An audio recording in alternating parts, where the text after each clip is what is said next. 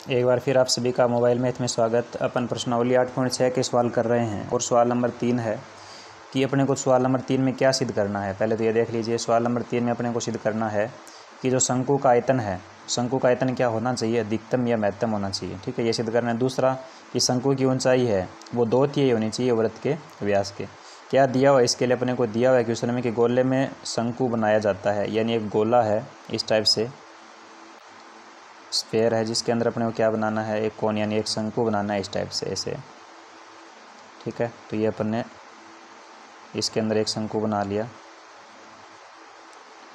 ठीक है, ये गोले का केंद्र है, गोले का ये केंद्र है, तो ये गोले की क्या कहलाएगी, त्रिज्या r। ये भी गोले की क्या कहलाएगी, त्रिज्या r। ठीक है, और ये पूरी ऊंचाई जो है ये ऊंचाई h हो जाएगी, तो ये शंकु की ऊंचाई h है। ठीक है, ये शंकु की ऊंचाई क्या है यहाँ पे, h। ये गोले का केंद्र अपन O मान लेते हैं और O से यहाँ तक की जो दूरी है 1 पॉइंट तक की, वो अपन क्या मान लेते हैं, x।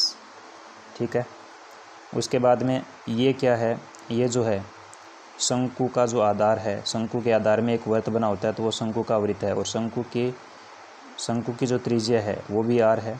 शंकु की त्रिज्या भी कितनी है यहाँ पे, r। ठीक है, अब अपने को क्या सिद्ध करना है क्वेश्चन में, शंकु का आयतन अधिकतम होना चाहिए। तो शंकु के आयतन से अपन क्वेश्चन की शुरुआत करेंगे। तो शंकु का आयतन v बराबर कितना होता है, 1/3 पाई r स्क्वायर h होता है। शंकु का आयतन v बराबर कितना होता है, 1/3 पाई r स्क्वायर h। ठीक है, तो यहाँ से अपन मान लिख लेंगे v बराबर में 1/3 पाई का पाई। अब इस r का मान अपन लिखना चाहते हैं, यहाँ से r का मान अपने को लिखना है, ये वाला r दिख रहा है। ठीक है, ये समकोण त्रिभुज बना, और समकोण त्रिभुज में कर्ण स्क्वायर बराबर क्या होता है, आधार स्क्वायर प्लस में लंब स्क्वायर। कर्ण का मान है यहाँ पे r स्क्वायर, लंब का मान हो जाएगा x स्क्वायर, और प्लस में आधार का मान हो जाएगा r स्क्वायर। तो यहाँ से r स्क्वायर का मान अगर मैं लिखना चाहूँ तो r स्क्वायर का मान क्या आ जाएगा, r स्क्वायर माइनस में x स्क्वायर। तो त्रिज्या है जो शंकु की, उसका मान क्या आ गया, r square, capital R square minus में x स्क्वायर। तो इसका मान निकल गया यहाँ से r स्क्वायर माइनस में x स्क्वायर। ठीक है, उसके बाद में ये जो h है, h का मान भी यहाँ से लिख सकते हैं अपन। ये पूरी शंकु की ऊंचाई है, यहाँ पे शंकु की क्या है, ये ऊंचाई। और शंकु की ऊंचाई के लिए यहाँ से यहाँ तक का पार्ट r है, और उसके बाद में ये x है। तो h का मान टोटल क्या हो गया, यहाँ से कैपिटल R यानी शंकु, ये गोले की त्रिज्या हो गई, और प्लस में x। तो इसको अपन लिख सकते हैं यहाँ से r प्लस में x। तो ये v का मान निकाल लिया अपन ने।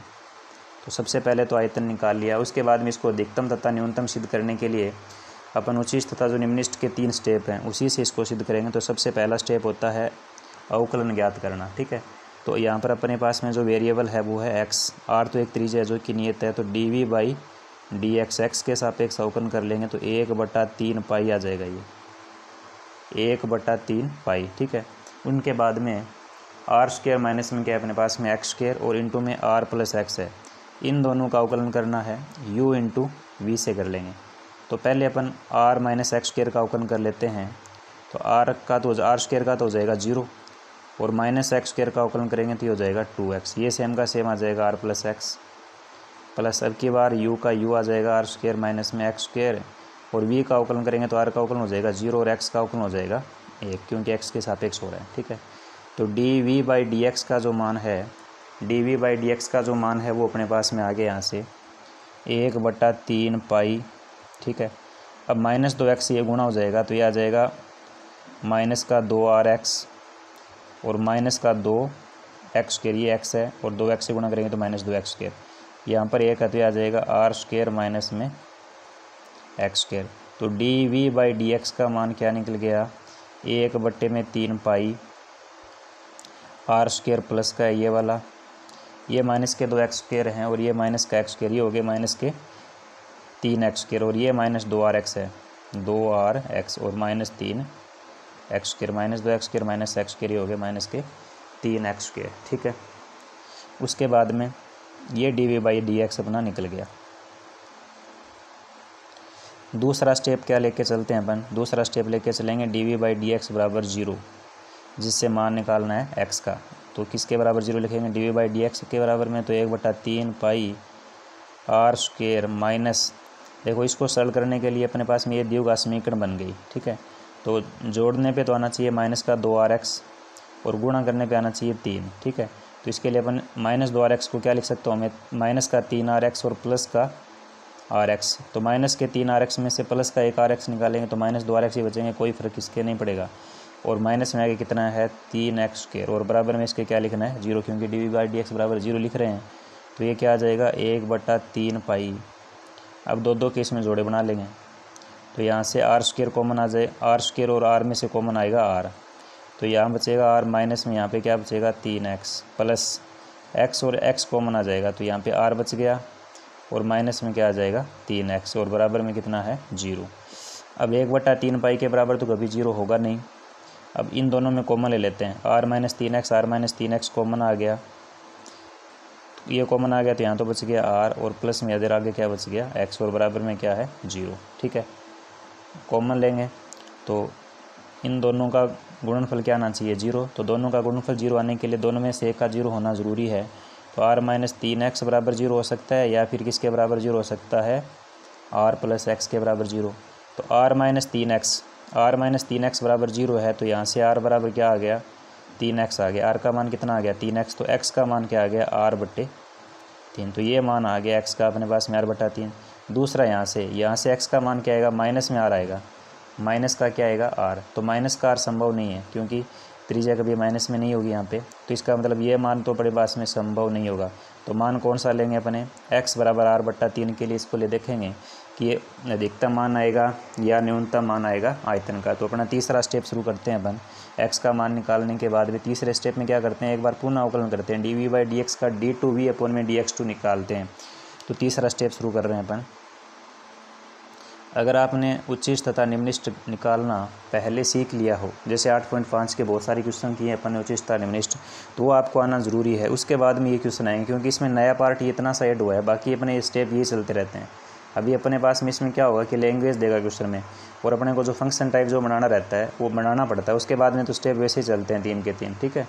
तो इसके लिए आपको पहले वो वाले वीडियो समझ लेना चाहिए, उसके बाद ये देखना चाहिए, तो अच्छे से समझ में आएगा। और अगर आपने देख लिया तो आपके समझ में आ ही जाएगा, ठीक है। तीसरा पार्ट, तीसरे में अपने को पुनः अवकलन करना है, तो dv/dx का करेंगे तो d2v अपन में क्या हो जाएगा dx2 हो जाएगा। 1/3 पाई का 1/3 पाई आएगा, r² अचर पद अवकलन हो गया 0, माइनस में 2rx का अवकलन हो जाएगा, माइनस का 2r x का 1 हो गया, तब -3x² x² का 2x होगा, तो ये आ जाएगा माइनस का 6x, ठीक है।